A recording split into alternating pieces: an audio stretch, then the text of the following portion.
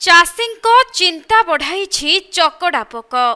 तेबे देवगढ़ जिल्लार अधिकांश लोके धान चाष उपरे निर्भर करती, किंतु एबे चकड़ा पोक आतंक चाषी मानंको पई चिंतार कारण पलटिछि, जहाँकि जिल्लार विभिन्न अंचलर धान चाष रे चकड़ा पोक पई चाषी माने हताश होई पड़िछंती। वर्ष चकड़ा पोक लगी पूरा संपूर्ण नष्ट हो जाए, पूरा 90% धान पूरा पुआल भाया पूरा हो पोड़ी।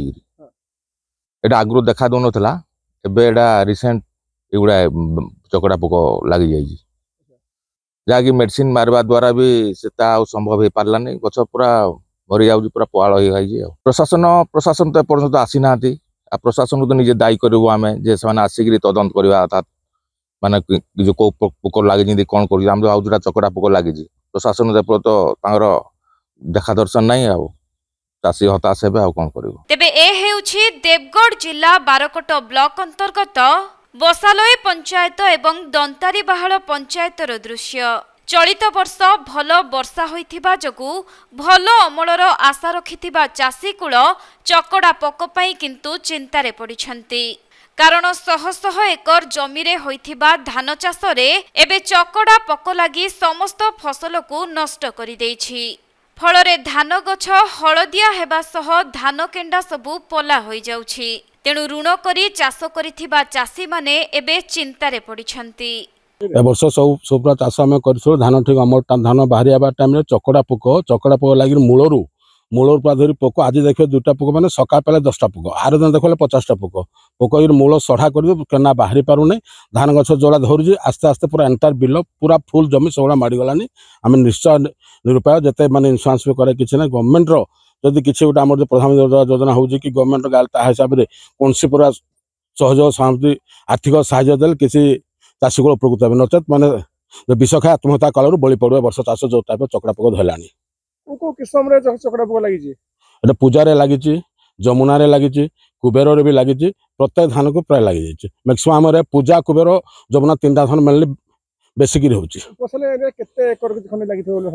बसला अनुमान को एटा तो आम 3 भाई पाखापाखि 15 एकर पर टोटाल गाँ जदि एवरेज जी जानीचु 100+ एकर पर चकड़ा पोक आक्रांत होइछि।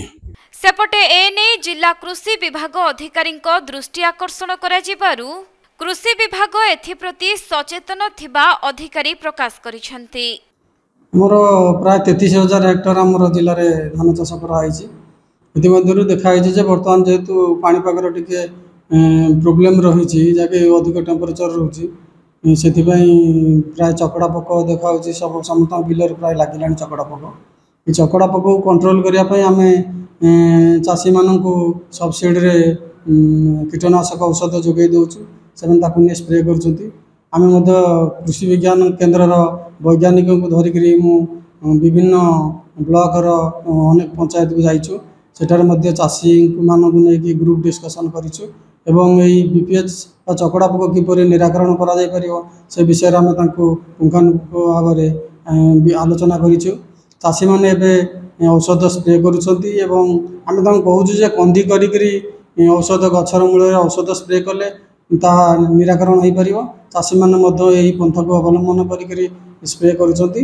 वर्तमान देखाई चकड़ा पोक प्राय कंट्रोल अवस्था अच्छी।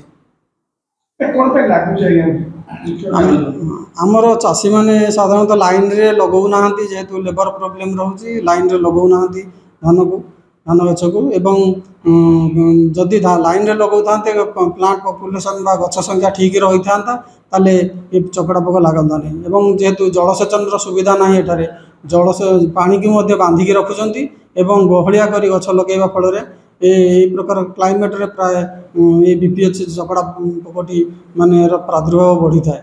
तेणुक आम चाषी मान कहे कंदी कर स्प्रे करेंगे ताले आमर जमीर जो उतापटा से कमिज एवं पोक ऑटोमेटिकली कमिज।